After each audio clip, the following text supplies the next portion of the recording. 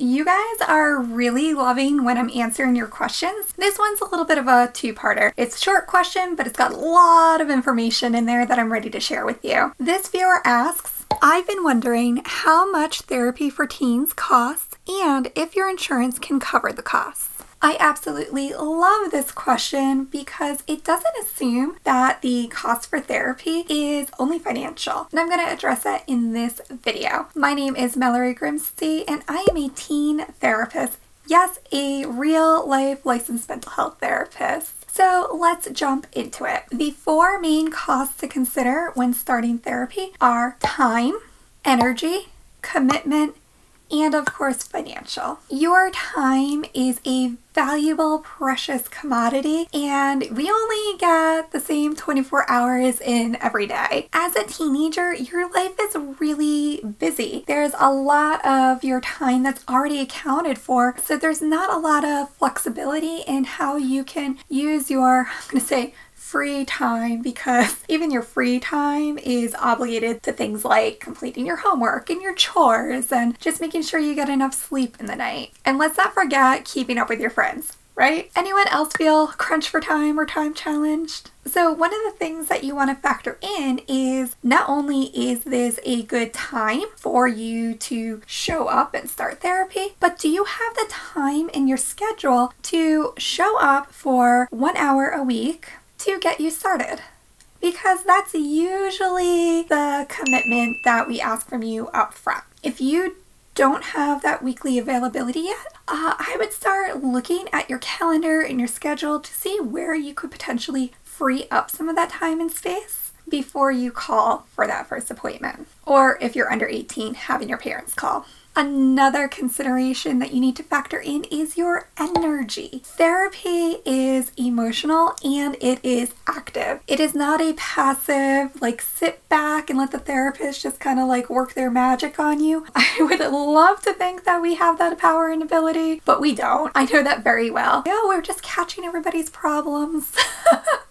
We totally are there with you and involved in the therapy process with you, but it does take a certain level of motivation and energy because you need to be doing the work and the skills that we're teaching you. So whenever you are trying or starting something new, it takes a little more effort and energy than after you're used to it. If you watch a young child learning how to walk, you'll notice that they're really deliberate most of the time in how they step one foot in front of the other. They might be a little wobbly, they might really make that concentrating face like they are trying so hard to stay standing, and that's because it is working new thinking and muscle groups that they haven't had to use before. So making sure that you have enough energy to sustain what you need to in therapy is really important too. And if you don't have that quite yet, but you are willing to get there,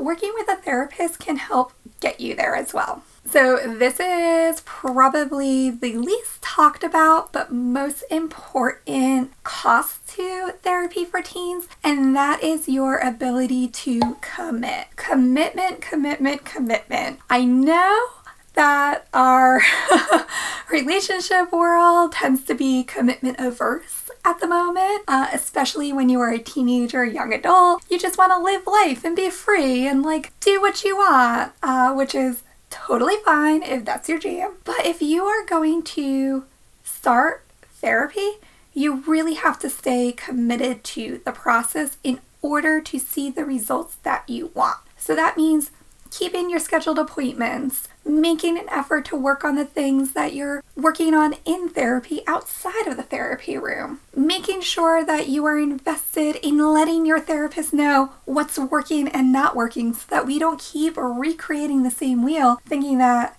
you're getting benefit out of it. Commitment means showing up with an open heart and a willing mind. If you're able to do that, then you are ready for therapy. And of course, the big cost that we usually think of when it comes to therapy is financial. So mental health therapy is a health service, which means that in exchange for providing this treatment, you do financially compensate the therapist.